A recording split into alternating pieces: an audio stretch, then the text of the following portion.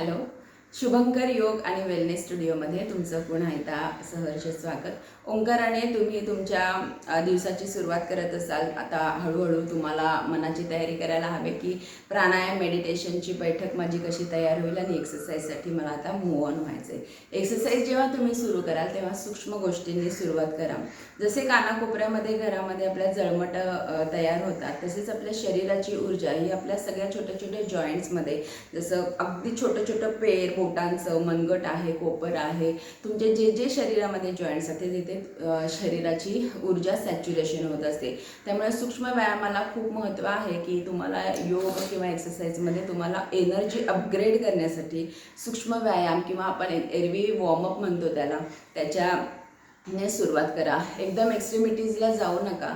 Walking करणं किंवा एकदमच जिम लावली किंवा खूपच मी वॉक केलं असं काही न करता हळूहळू स्टेप बाय स्टेप जा.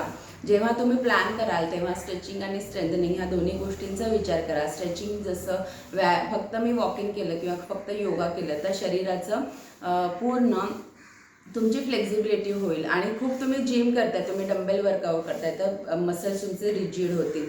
सो स्ट्रेचिंगसुद्धा आपल्या शरीराला फ्लेक्झिबिलिटीसुद्धा हवी आणि स्ट्रेंथसुद्धा हवी. सो या दोन्ही गोष्टींचा विचार करा आणि तुमचा प्लॅन वर्कआउट करा. धन्यवाद.